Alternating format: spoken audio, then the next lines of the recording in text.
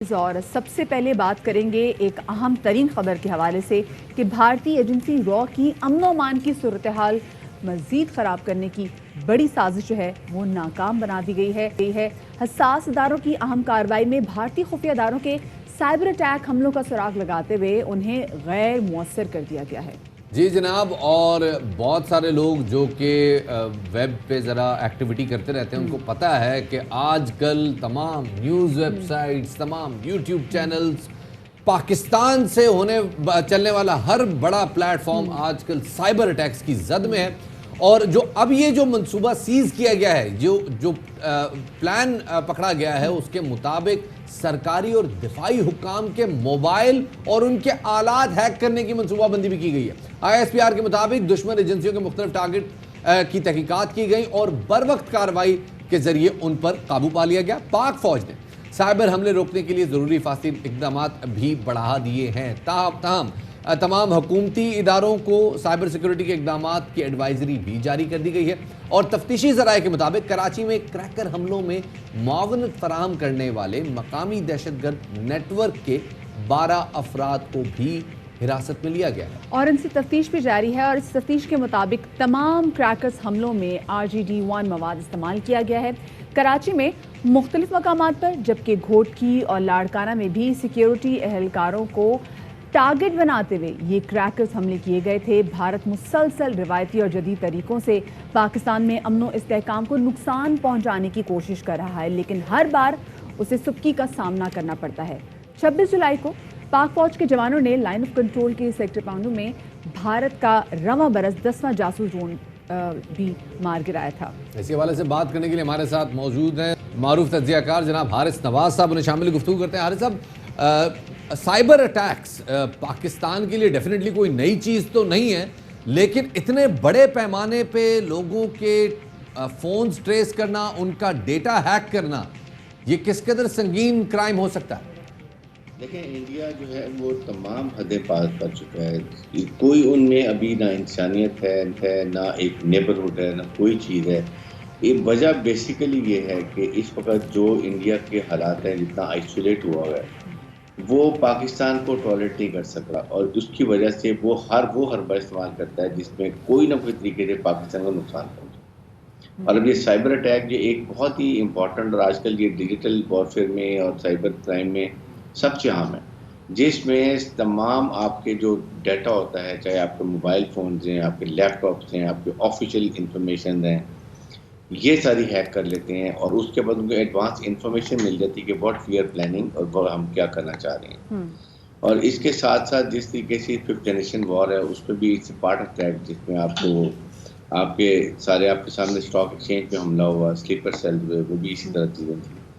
تو یہ ایک بہت اہم ہے، اور اس میں سب سے خطرناک چیز یہ ہوتی ہے کہ آپ کے جو پلانز ہوتے ہیں لڑائی کے، وائرلیس کمیونیکیشن میسیجز ہوتے ہیں، جس میں آپ فارورڈ پلاننگ کرتے ہیں، موومنٹ کی پلاننگ کرتے ہیں، ساری ہیک کر لی جاتی ہیں۔ اور یہ بہت بڑا کارنامہ ہے ہمارے ISI کا، اور اس لیے دنیا میں ISI نمبر 1 ہے کہ ہم کوئی بھی نقصان سے پہلے اس کو پکڑ لیتے ہیں، اور اس کے لیے پھر ہم سرٹن حفاظتی تدابیر کر لیتے ہیں۔ بالکل حارث صاحب، ہماری انٹیلیجنس ایجنسیز کی وجہ سے یہ ہے کہ ہم ایک بہت بڑے نقصان سے بچ گئے، لیکن اگر دیکھا جائے بھارت کی اپنی صورتحالات دیکھ لیں، کتنی غیر مستحکم اس کی اپنی اندر کی صورتحال، ان کے اندر کے مسئلے مسائل جو وہ ختم ہونے کا نام ہی نہیں لے رہے، اور دوسری جانب وہ مسلسل کوشش کر رہے ہیں کہ کسی نہ کسی طریقے سے پاکستان کو غیر مستحکم کیا جائے۔ تو یہ جو ان کی حرکتیں ہیں، اس سے خطے کو کتنا نقصان ہو سکتا ہے؟ دیکھیں، وجہ یہ ہے کہ انڈیا جو نریندر مودی جو ایک گجرات کے مسلمانوں کا کسائی ہے، ایکسٹریمسٹ ہندو انتہا پسند ہے، اور یہ 3-4 کا جو ٹولہ ان کا بنا ہوا ساتھ ان کے ساتھ، وہ اب آئسولیشن میں ہو گئے ہیں، عوام ان سے متنفر ہیں۔ چائنا میں ان کو مار لگی ہے، کشمیری ان کو مار رہے ہیں، مائنورٹیز کی پرابلم ان کو ہوئی ہوئی ہیں، اور پھر اکنامک پرابلم ان کی چل رہی ہیں۔ پھر سب سے بڑی بات ہے کووڈ-19 ان کے روزانہ 40 سے 50,000 لوگ وہ اس کا شکار ہو رہے ہیں۔ سو اس کو ڈائیورٹ کرنے کے لیے وہ حربہ استعمال کرتا ہے کہ عوام کی اٹینشن ڈائیورٹ ہو جائے، چاہے وہ لائن آف کنٹرول میں فائر کرے، کبھی کوڈ کاپٹر آپ کے سامنے بھی 10واں گرہ ہے پاکستان میں، فارورڈ پوزیشن کی فوٹوگرافی کرتے ہیں۔ یہ کرنا عوام کی اٹینشن ڈائیورٹ کرنا چاہتا ہے تاکہ لوگ اس سے جو خلاف ہو گئے ہیں وہ نہ ہو سکیں، لیکن یہ اب دنیا میں ایکسپوز ہو گیا، اور اس کو پاکستان کی افواج، پاکستان کی سیکورٹی ایجنسیز ہر جگہ پر اس کو مات دیتے ہیں۔ اور جس کی وجہ سے یہ اور فلاٹ کا شکار ہو جاتا ہے. یہ پرابلم ہے.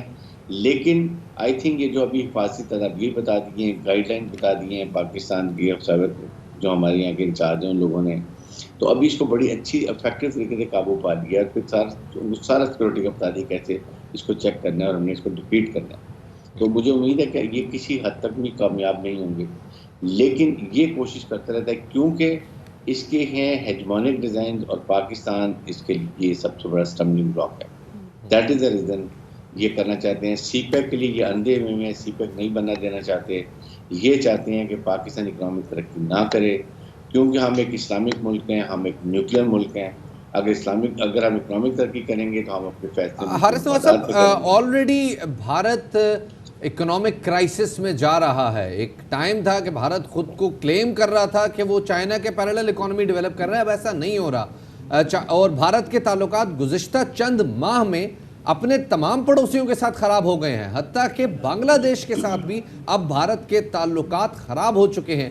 ایسی تمام صورتحال میں بجائے اس کے کہ بھارت ڈپلومیسی کا اور اپنے امیج کو سافٹن کرنے کے لیے کوئی راستہ اختیار کرے، بھارت پاکستان کے ساتھ ایسکلیشن چاہتا ہے. یہ دور رس نتائج اس کے کیا ہو سکتے ہیں؟ دیکھیں، ایسکلیشن وہ اس لیے چاہتا ہے، وہ چاہتا ہے کہ جو پاکستان اور چائنا مل کے سی پیک کو بنا رہے ہیں، یہ امریکہ اور انڈیا نہیں چاہتے. اور امریکنز انڈین کو استعمال کر رہے ہیں ایز اے پراکسی کے طور پر. پہلے لداخ میں کیا، مار پڑی ہے. اس کے بعد کشمیر نوجوان ان کو مار رہے ہیں. اب یہ چاہتا ہے کہ یہاں پر ایسکلیشن ہو، اور یہ نہیں ریلائز کرتا کہ دو نیوکلیر ملکوں کی اگر خدا نخواستہ لڑائی ہو جائے تو وار کے ڈائنمکس کا پتہ نہیں ہوتا کہ وہ اینڈ کہاں جا کے ہوتی ہے. اور یہ نہیں ان کو سمجھ، یہ ہندو اسٹیٹ ایک ہے، دنیا میں ایک ہندو اسٹیٹ ہے. مسلمان تو 57 ملک ہیں. تو اگر پاکستان میں نقصان ہو تو ہندو تو پوری دنیا میں ختم ہو جائے گا. یہ ان کو سمجھ نہیں آتی ہے. اور صرف اس وجہ سے کہ بھوٹان، نیپال جو ان کی بالکل کنٹرول میں ہوتے لینڈ لاک کنٹری افغانستان کی طرح تھے، وہ بھی ان کو چھوڑ گئے. اب ان کے ساتھ کوئی ایران نے بھی چھوڑ دیا. تو اب یہ ٹوٹل آئسولیشن میں. یہ وجہ بیسیکلی کہ یہ ایسکلیشن چاہتا ہے، اپنی عوام کی ٹینشن ڈائیورٹ کرنا چاہتا ہے، اپنے اقتدار کو قائم رکھنا چاہتا ہے. یہ وجوہات ہیں جس کی وجہ سے یہ چاہتا ہے کہ ایسکلیشن ہو.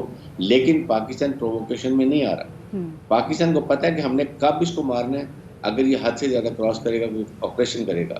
ادروائز ہم پیس چاہتے ہیں، ہم اکنامک ترقی چاہتے ہیں. لیکن اگر لڑائی کی تو پھر ہم اینٹ کا جواب پتھر سے دیں. اگر لڑائی کی تو اینٹ کا جواب پتھر سے دیں گے. اگر دیکھیں حارث صاحب، انڈیا جو مقبوضہ وادی میں جو نہتے کشمیریوں کے ساتھ کر رہا ہے، دنیا دیکھ رہی ہے. لائن آف کنٹرول کی وائلیشن انڈیا کر رہا ہے، ہیومن رائٹس کی مسلسل وائلیشن انڈیا کر رہا ہے، اب یہ سائبر انویژن بھی انڈیا کر رہا ہے. انڈیا کی تو حیثیت ایک شتر بے مہار جیسی ہوگی. اس کو لگام کیسے ڈالا جا سکتا ہے؟ دیکھیں، یہ روگ سٹیٹ ہو گئی ہے. اور یہ جو ایک انتہا پسند ہندو ہے جو 3-4 کا ٹولہ، یہ بیسیکلی انڈیا کو ایک ہندو اسٹیٹ بنانے میں لگے ہوئے ہیں. اور یہ مسلمانوں کو برداشت ہی نہیں کر رہے ہیں. لیکن یہ ریلائز نہیں کر رہے ہیں کہ اس سے یہ نریندر مودی اپنے عوام کا دشمن ہے.